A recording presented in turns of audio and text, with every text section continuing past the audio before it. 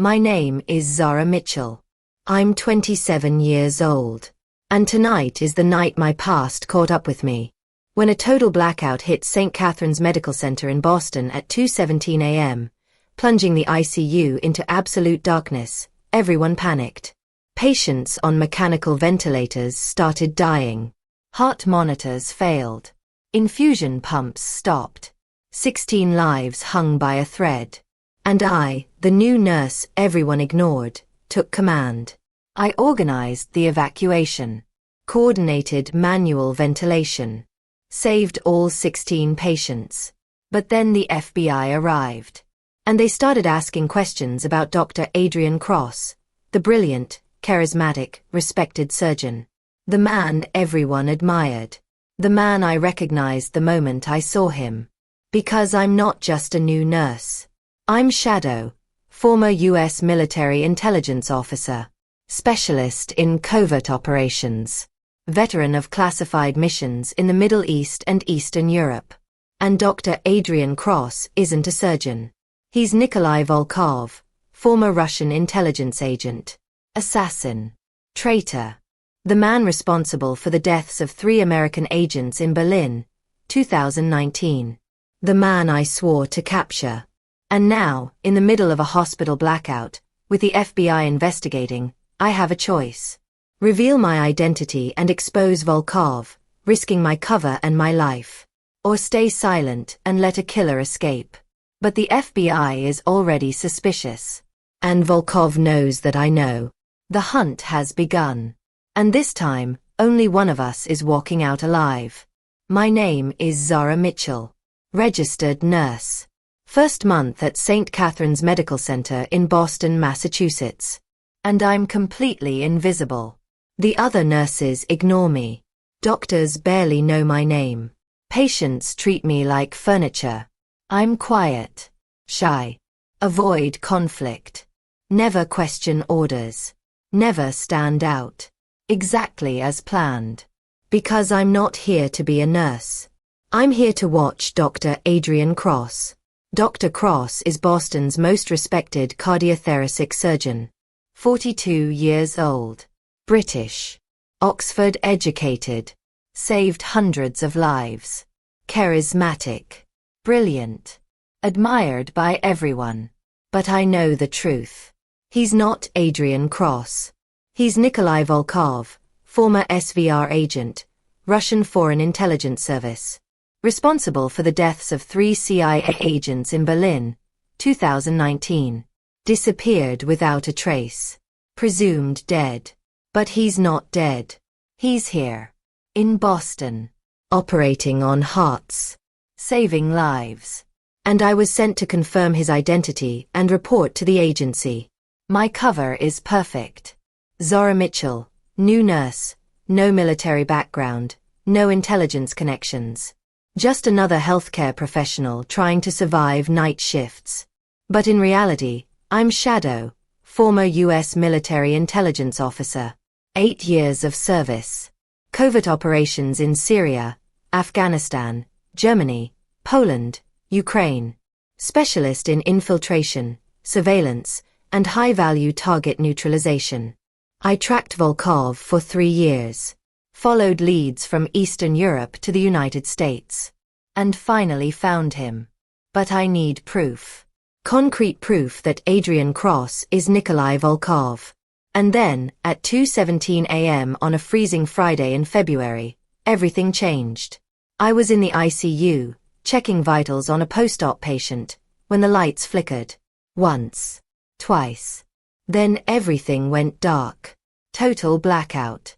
Emergency generators should have kicked in immediately. But they didn't. Alarms started blaring. Heart monitors failed. Mechanical ventilators stopped. Patients started dying. Panic erupted in the ICU. Nurses screamed. Doctors ran without direction. Nobody knew what to do. 16 patients. All critical. All dependent on life support. And nobody was taking command. So I did. Listen up. I shouted, my voice cutting through the chaos. We need manual ventilation now. Every nurse grab an amber bag. Doctors, prioritize the most critical patients. Move stable patients to the hallways. Now. Everyone stared at me, shocked. The quiet, shy nurse was giving orders like a military commander. But there was no time for questions. I grabbed an amber bag and started manually ventilating the nearest patient, a 60-year-old man, post-cardiac surgery, completely dependent on the ventilator. You. I pointed at a frozen nurse. Grab an amber bag and ventilate the patient in bed 4. Now. She obeyed. You. I pointed at a resident. Check the emergency generators. Find out why they didn't kick in. He ran. I coordinated the evacuation. Organized teams. Prioritized patients. Kept everyone alive. And in the middle of the chaos, I saw Dr. Adrian Cross. He was standing in the corner of the ICU, watching. Not helping. Just watching. And he was watching me. Our eyes met. And I saw recognition in his gaze. He knew. He knew I wasn't just a nurse. It took 43 minutes to restore power. 43 minutes of manual ventilation. Of coordination. Of leadership. And when the lights finally came back on, all 16 patients were alive. The ICU staff looked at me with a mixture of shock and respect. "Who the hell are you?" a senior nurse whispered. I didn't answer. Just went back to my work, checking vitals, adjusting medications, acting like nothing had happened. But everything had changed. Because Dr. Cross was still watching me. And then the FBI arrived. 2 agents, a white man in his 40s, graying hair, dark suit, and an Asian woman in her 30s, sharp expression, entered the ICU and asked to speak with administration. I watched them from a distance. They spoke with the hospital director, then with the head of security, then with Dr. Cross. And then they started asking questions about the blackout. Was it sabotage? I heard the male agent ask. We don't know yet, the security chief responded. The emergency generators were manually disabled. Someone cut the cables. My blood ran cold. Sabotage. Someone had caused the blackout on purpose. But who? And why? I watched Dr. Cross. He was calm. Controlled. But I saw the tension in his shoulders. The way his eyes scanned the room. He was looking for something. Or someone. The FBI agents started interviewing staff. Asked about suspicious behavior. About who had access to the generators. And then they got to me. Nurse Mitchell, the female agent said. I'm Agent Serengwin, FBI. Can I ask you some questions? Of course, I replied, keeping my voice calm. I understand you led the evacuation during the blackout. Is that correct? Yes. Someone needed to take command. Where did you learn to do that? Coordinate an emergency evacuation under pressure. I had prepared an answer. Nursing training. Disaster simulations. Instinct. She studied me. You're very calm for a new nurse. Panic doesn't save lives. True. She paused. Did you notice anything unusual before the blackout? Anyone acting strangely? I thought about Dr. Cross. About the way he watched me. But I couldn't say anything. Not yet. Not without proof. No. Nothing unusual. Agent Nguyen nodded. If you remember anything, let me know. She handed me a card. I took it and went back to work. But I knew she was suspicious. And I knew Dr. Cross was too. The flashback hit without warning. Berlin, Germany, 2019. I'm in an abandoned apartment, surveilling a high-value target. Nikolai Volkov, SVR agent, responsible for leaking classified information that resulted in the deaths of 3 CIA agents. My mission: confirm his identity and report. I watch him through binoculars. He's in a cafe across the street. 40 years old. Dark hair. Cold eyes. Then he looks directly at me. Impossible. I'm 200 meters away. Hidden. But he knows. He smiles. And disappears. 3 hours later, we find the bodies of 2 CIA agents. Dead. Executed. Volkov vanished without a trace. And I swore I'd find him. I blinked. Back in the present. I finished my shift and went to the locker room. Dr. Cross was there. Waiting for me. Nurse Mitchell, he said, his voice smooth, with a perfect British accent. Impressive work tonight. Thank you, Dr. Cross. Where did you learn to lead like that? It's not common in new nurses. Training. What kind of training? I stared at him. The kind that saves lives. He smiled. But it wasn't a friendly smile. You remind me of someone, he said. Someone I met a long time ago. In another place. I have one of those faces. No. You have a very specific face. He stepped closer. Tell me, Nurse Mitchell. Have you ever been to Berlin? My heart raced. But I kept my expression neutral. No. Never. Pity. It's a beautiful city. He left. I stood there, shaking, not from fear, but from adrenaline. He knew. And I knew. The hunt had begun. That night, I went home to my small apartment in Somerville. I checked for surveillance. Swept for bugs. Changed my clothes. Then I opened my laptop and sent an encrypted message to my handler at the agency. Target confirmed. Adrian Cross is Nikolai Volkov. He knows I'm here. Requesting extraction protocol. The response came 3 minutes later. Negative on extraction. Maintain cover. Gather proof. FBI is investigating hospital incident. Do not compromise operation. I stared at the screen. They were leaving me in the field. Alone. With a trained assassin who knew my identity. I closed the laptop and pulled out a locked case from under my bed. Inside, a Glock 19. Suppressor.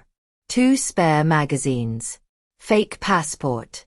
$10,000 in cash. Emergency extraction kit. I hadn't touched it in 3 months. Now I might need it. I loaded the Glock and placed it under my pillow. Then I tried to sleep. But every sound made me jump. Every shadow looked like Volkov. At 6 a.m., my phone rang. Unknown number. I answered. Hello. Shadow. The voice was male. Russian accent. Volkov. I know you're listening, I said. Good. Then you know I'm not Adrian Cross. And you know what I'm capable of. I know you're a murderer. And you're a spy. We're not so different, you and I. I don't kill innocent people. Neither do I. Only those who threaten me. Like you. Is that a threat? It's a fact. You have 24 hours to leave Boston. If you don't, I'll kill you. And everyone you care about. He hung up. I sat there, staring at my phone. Volkov had just threatened me. Directly. Which meant he was desperate. Or confident. Or both. I called Agent Nguyen. Agent Nguyen, this is Zara Mitchell. We need to talk. Now. We met at a diner in Cambridge. She arrived with her partner, Agent Marcus Cole, the graying man I'd seen at the hospital. I slid into the booth across from them.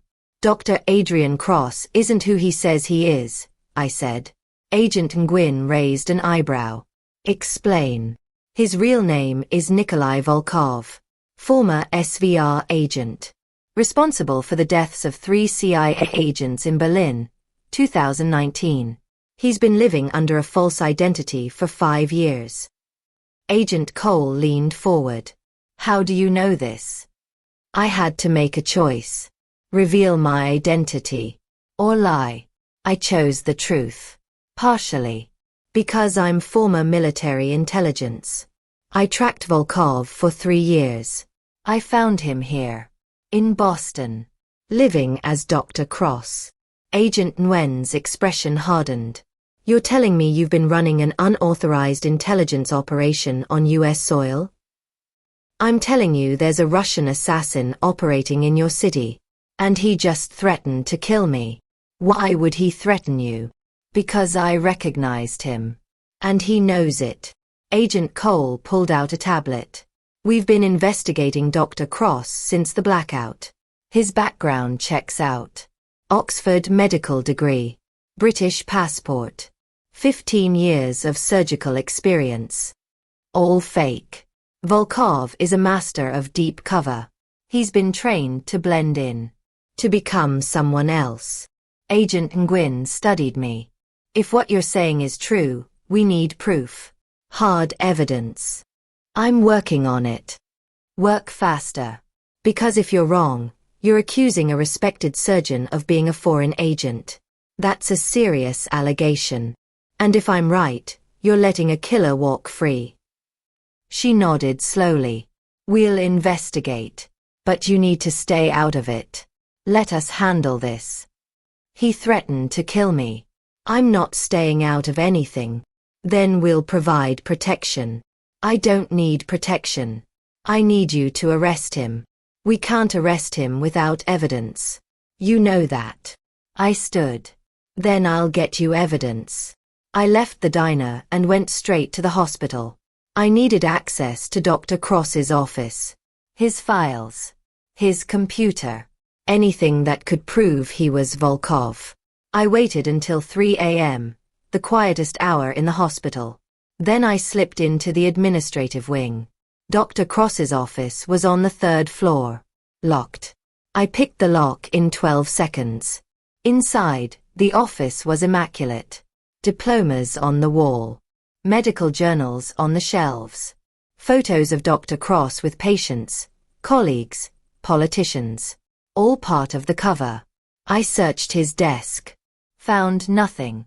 Checked his computer. Password protected. I pulled out a USB drive, preloaded with hacking software, and plugged it in. The software bypassed the password in 90 seconds. I was in. I searched his files. Medical records. Research papers. Emails. Nothing suspicious. Then I found a hidden folder. Encrypted. I ran a decryption program. It took 3 minutes. The folder opened. Inside, photos, documents, communications, all in Russian. My heart raced. I started downloading the files to my USB drive. Then I heard footsteps in the hallway. I froze. The footsteps stopped outside the office door. The handle turned. I pulled the USB drive, shut down the computer, and dove behind the desk. The door opened. Dr. Cross walked in. He turned on the lights and looked directly at the desk. At me. "Hello, Shadow," he said calmly. I stood, my hand moving to the concealed knife strapped to my ankle. "Volkov." He smiled. "You're persistent. I'll give you that. But also predictable. I knew you'd come here. Then you know I have proof. Evidence that you're not Adrian Cross. Do you? Or do you have files that I planted specifically for you to find?" My stomach dropped. "You're bluffing." "Am I?" He stepped closer. "You think you're the first intelligence officer to track me? You're the 5th. And like the others, you'll fail." The others didn't have the FBI on their side. "The FBI?" He laughed. "The FBI is investigating a hospital blackout. Not me. And by the time they realize the truth, I'll be gone. And you'll be dead. You won't get away. I already have. 5 years. Shadow. 5 years living as Adrian Cross. Saving lives. Building a reputation. Nobody suspects me. Nobody except you. And soon, you won't be a problem." He pulled a syringe from his pocket. "Potassium chloride. Untraceable. Causes cardiac arrest. They'll find you here. Dead. A tragic heart attack. So young. So sad." I pulled the knife from my ankle. "You'll have to get close first." "I don't need to." He pressed a button on his desk. The door locked. The windows sealed. Ventilation shut off. This office is airtight. In 10 minutes, the oxygen will run out. You'll pass out. And then I'll inject you. Simple. Clean. Untraceable. I looked around. No exits. No weapons. Just me and Volkov. And 10 minutes of air. You're insane, I said. I'm a survivor. Just like you. He sat in his chair, watching me. Tell me, Shadow. How does it feel? Knowing you failed? Knowing you'll die here, alone, with nobody knowing the truth. I didn't answer. I was calculating. Oxygen consumption. Time. Options. I had one chance. I grabbed the desk lamp and smashed it against the window. The glass didn't break. Reinforced. Nice try, Volkov said. I grabbed a medical textbook and hurled it at him. He dodged. I charged. He stood, syringe raised. I deflected his hand, drove my knee into his ribs, and slashed the knife across his forearm. He dropped the syringe and stumbled back, blood dripping. You're better than the others, he said, breathing hard. But not good enough. He lunged.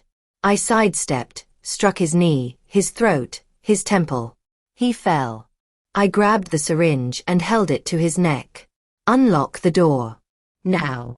He smiled, blood on his teeth. Or what? You'll kill me. You need me alive. For proof. I need you breathing. I don't need you conscious. I injected half the syringe into his shoulder. Not enough to kill. Just enough to incapacitate. He gasped, his body seizing. Then he collapsed. I searched his pockets. Found a key card. Unlocked the door. Grabbed my USB drive. And ran. I made it to the parking lot before the alarms went off. Hospital security would find Volkov unconscious in his office. They'd call an ambulance. The FBI would investigate. And I'd have the evidence I needed. I drove to a safe house in Dorchester, a small apartment I'd rented under a fake name. I locked the door, drew the blinds, and opened my laptop. I plugged in the USB drive and reviewed the files. Photos of Volkov in Russia. Communications with SVR handlers. Bank transfers. Passports under multiple identities. And a list. A kill list. 12 names. All intelligence officers. All dead. Except one. Me. I was number 13. I sent the files to Agent Nguyen with a single message. This is your proof. Arrest him. Now. Then I waited. 3 hours later, my phone rang. Agent Nguyen. We have him, she said.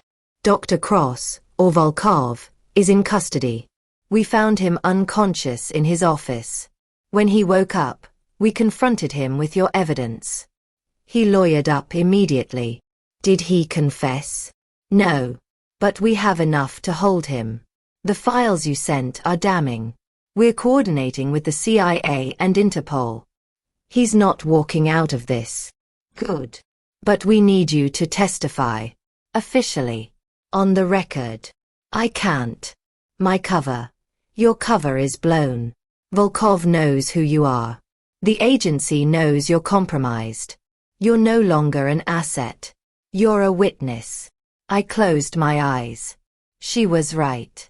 My career in intelligence was over. When? Tomorrow. Federal Courthouse. 10 a.m. Be there. She hung up. I sat in the dark, staring at the wall. I'd spent 8 years in the shadows. Invisible. Anonymous. And now I was about to step into the light. The next morning, I arrived at the federal courthouse in downtown Boston. Agent Nguyen met me at the entrance. You ready? She asked. No. Good. That means you're human. She led me inside. The courtroom was packed. Prosecutors. Defense attorneys. Federal marshals. And in the center, wearing an orange jumpsuit and handcuffs, was Nikolai Volkov. He looked at me and smiled. I didn't smile back. The prosecutor called me to the stand. I swore to tell the truth. And then I told my story. I told them about Berlin. About the 3 dead CIA agents. About tracking Volkov for 3 years. About finding him in Boston, living as Dr. Adrian Cross.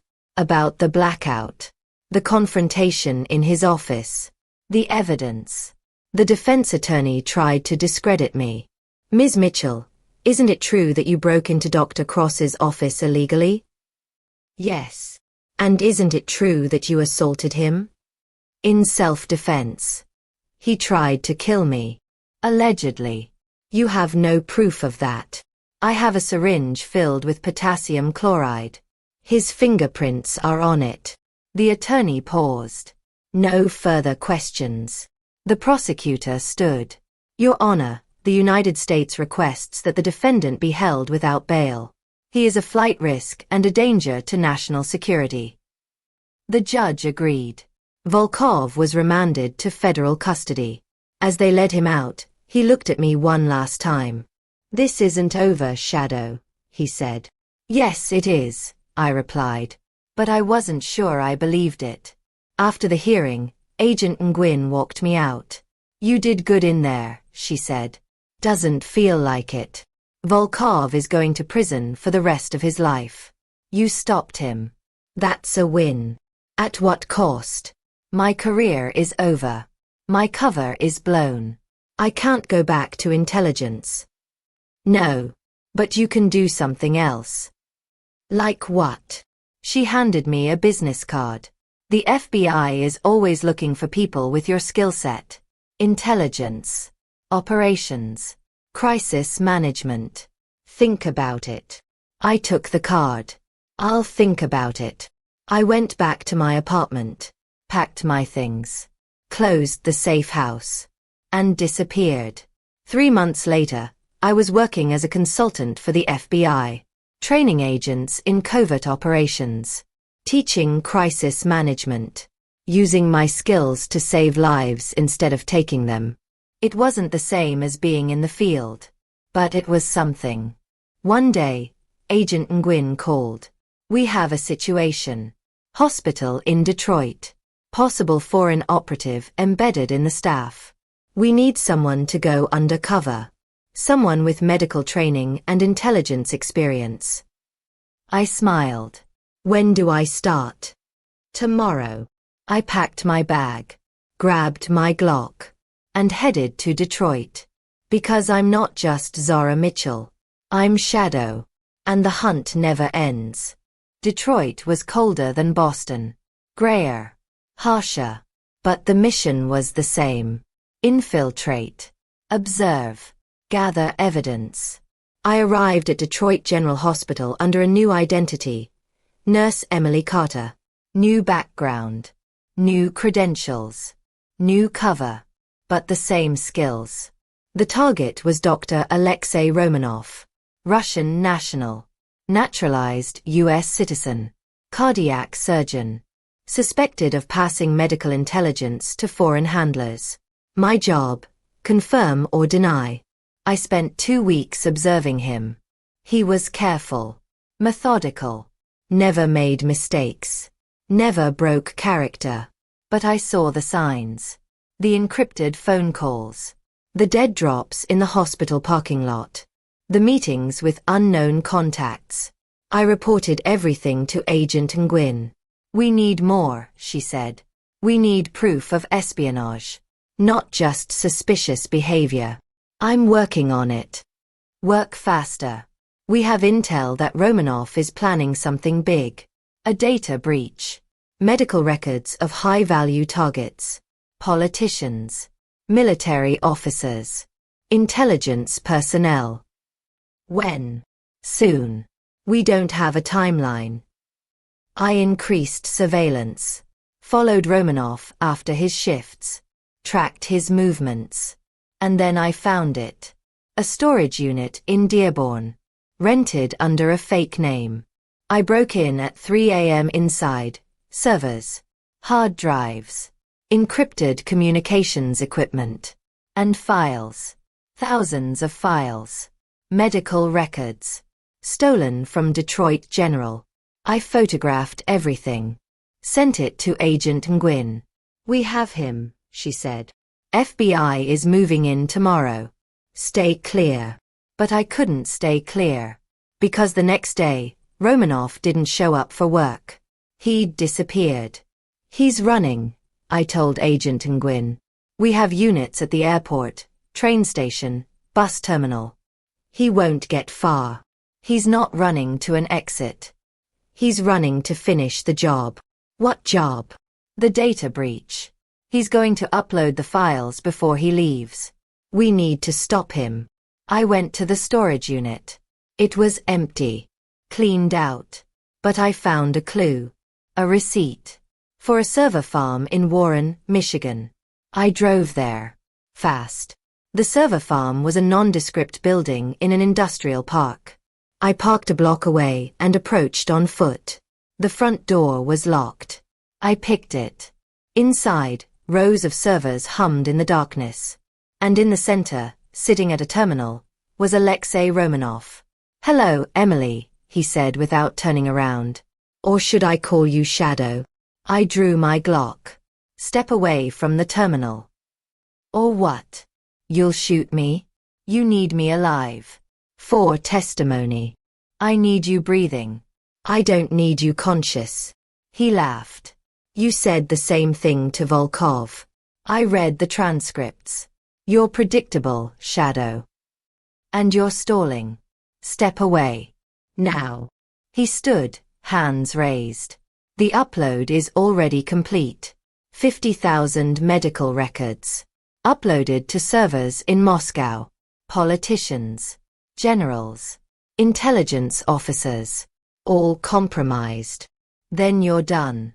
It's over. For me, yes. But not for you. Because your file was in that upload. Your real identity. Your history. Your family. All of it. Moscow knows who you are now. And they're coming for you." My blood ran cold. "You're lying." "Am I?" He smiled. "Check the terminal. See for yourself." I kept the gun on him and glanced at the screen. My file was there. Photo. Service record. Family addresses. Everything. "You just signed your own death warrant," I said. "No. I signed yours." He pressed a button on his watch. The building exploded. I dove behind a server rack as fire and debris rained down. The blast threw me against the wall. My ears rang. My vision blurred. I looked up. Romanoff was gone. I stumbled to my feet and ran. The building was collapsing. Flames everywhere. I made it outside just as the roof caved in. FBI units arrived 3 minutes later. Agent Nguyen found me sitting on the curb, covered in soot and blood. "Jesus. Zara. Are you okay?" Romanoff escaped. And he uploaded everything. My identity is compromised. "We'll protect you. You can't protect me from Moscow. They know who I am. Where I live. Who I care about. Then we'll put you in witness protection." I don't want protection. I want to finish this. Finish what? The hunt. Romanoff. Volkov. All of them. I want them all. Agent Nguyen looked at me. "You can't fight an entire intelligence network alone. Watch me." I stood and walked away. Because I'm Shadow. And I don't run. I hunt. 6 months later, I was no longer Zara Mitchell. Or Emily Carter. Or Shadow. I was nobody. A ghost. Living off the grid. Moving from city to city. Hunting. I tracked Romanoff to Prague. Then to Istanbul. Then to Minsk. Each time I got close. Each time he slipped away. But I was patient. Because I'd learned something in 8 years of intelligence work. Everyone makes a mistake eventually. And when Romanoff made his, I'd be there. I finally found him in Tallinn, Estonia. living in a safe house, protected by private security. I watched him for 3 days, learned his routine, his vulnerabilities. On the 4th day, I made my move. I breached the safe house at 2 a.m., neutralized 2 guards. Silent. Efficient. Romanov was asleep in the bedroom. I woke him with the barrel of my Glock pressed against his forehead. "Hello, Alexei," I said. He opened his eyes. "Shadow. I knew you'd come. Where are the files? The medical records you stole?" "Gone. Distributed. Sold. You can't undo it. I can make sure you never do it again." "You're going to kill me? I'm going to bring you to justice." "There is no justice. Only survival. You know that. I used to believe that. But I was wrong. There's always a choice.